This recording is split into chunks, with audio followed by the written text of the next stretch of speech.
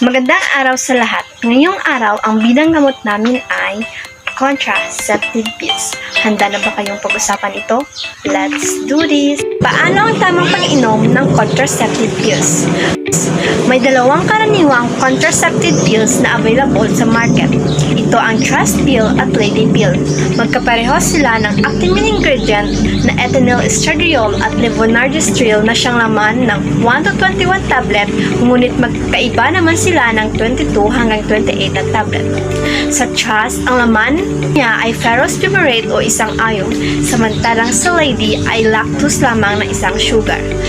Tandaan na magkaparehos lang ang laman ng 1 to 21, kaya kung mas nauna mong nabuksan secret kaysa kay 1, huwag kang magpanik dahil parehas lang ang kanilang laman. Ang paglalagay ng number sa pakete ng pills ay isang adherence tone lamang upang mas lalo mong matandaan kung anong number na dapat mong inumin. Merong 4 na mahalagang dapat tandaan sa pag-inom ng contraceptive pills. Una, magsimulang uminom ng contraceptive pills sa unang araw ng inyong regla. Pwede rin namang uminom ng pills kahit hindi unang araw ng regla or kahit hindi pa regla, basta tandaan mag-abstain muna sa sex or may mag-back up contraceptive sa loob ng 7 araw. Ang mga example ng backup contraceptive na pwede mong gamitin ay condom or withdrawal. Pangalawang, dapat tandaan ang interval or ang gap sa pag-inom ng first pill at second pill ay 24 hours lamang. At ang pangatlong dapat tandaan ay ubusin muna ang brown pill bago mag-start ng bagong poke, regardless na hindi pa natapos ang mens mo sa araw na iyon.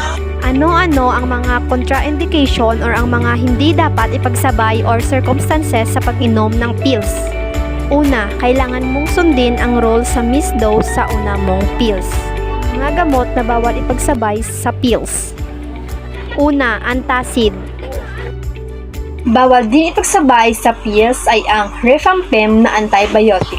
Dahil ang rifampicin na antibiotic ay speed up niya or pinapabilis niya ang metabolism. Kapag bumilis ang metabolism, meaning tataas ang excretion or mas bibilis lalabas ang gamot sa ating katawan. Kaya hindi siya na-absorb. Ang rifampicin ay isang antibiotic na binibigay o pinapainom sa mga may sakit na TB or tuberculosis. Kapag ikaw ay may TB at kailangan mong uminom ng contraceptive pills para maiwasan ang pagbubuntis, kailangan mong mag-ask sa iyong doktor. Kasi mawawala naman o bababa din naman ang epekto ng contraceptive pills, kaya consult your OB/GYN.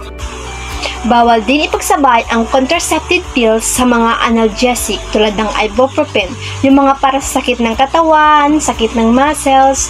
Bawal din ipagsabay kasi bababa ang absorption, bababa ang effects ng contraceptive pills. Sana kayo ay may natutunan sa aking kaunting ibinahagi kaalaman at hanggang dyan lang.